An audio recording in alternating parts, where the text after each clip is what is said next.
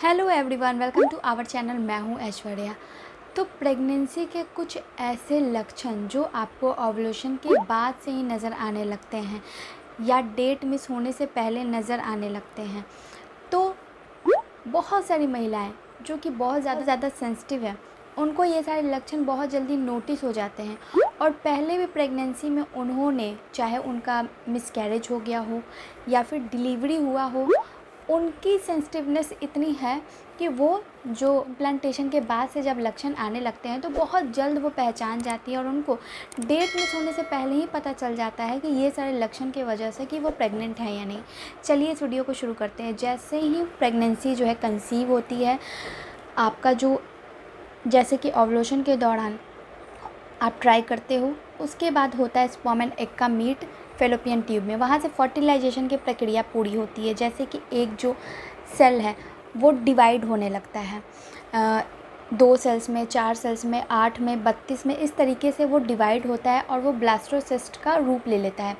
अब वहाँ से वो ट्रैवल करके आता है आपके यूट्रस में। यूट्रस की लाइनिंग में वो जाके चिपकता है। जैसे ही वो चिपकता है तो जैसे ही वो अपना जगह बनाएगा, चिपकेगा, उस वक्त आपको शुरुआती में आपको इम्प्लांटेशन ब्लीडिंग नज़र आएगी।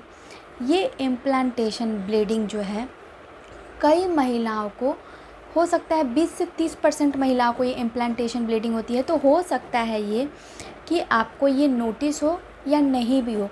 अब इम्प्लांटेशन ब्लीडिंग जब नोटिस नहीं हो रही है तो आगे का क्या प्रोसेस है।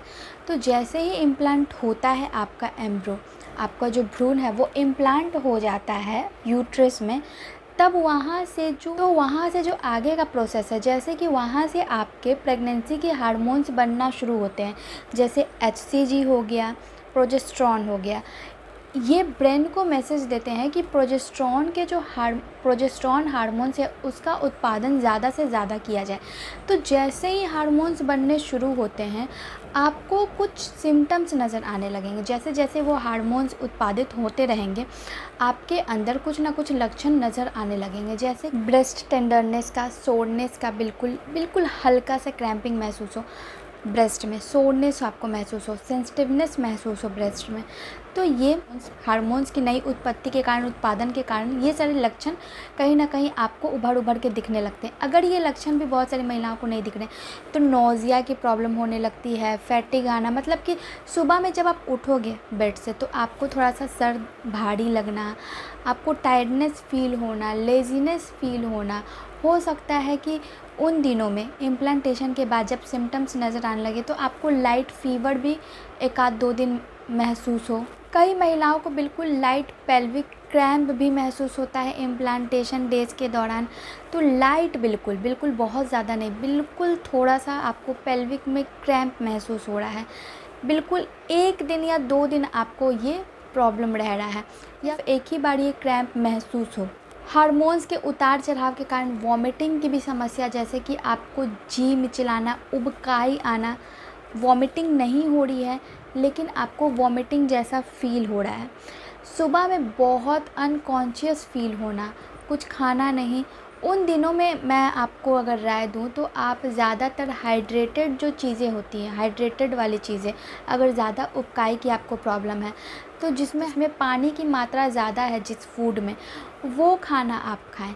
दाल का पानी पिएं, जो भी फ्रूट्स हैं जिसमें पानी की मात्रा ज़्यादा है वो पिएं। अभी गर्मियों का सीज़न है तो आप ग्लूकोज़ की थोड़ी मात्रा में पी सकती हैं, कोकोनट वाटर पी सकती हैं। तो ये वाले हाइड्रेशन वाले फूड आप खाएं। इससे ये होगा कि आपकी जो उबकाई है वो भी कम होगी और आप हाइड्रेटेड रहेंगे। अगर बाई चांस आपको खाने के बाद उल्टियाँ भी हो जाती हैं तो आपके शरीर से सारा पोषक तत्व नहीं निकलेगा। तो इसलिए ज़्यादा हाइड्रेशन वाले खाना आप खाएं। अब ये सारी प्रॉब्लम्स अगर हो रही हैं आपको तो हो सकता है कंसीव कर लिया है। जाते जाते इस वीडियो को लाइक, चैनल को सब्सक्राइब और कमेंट करते जाएं। धन्यवाद।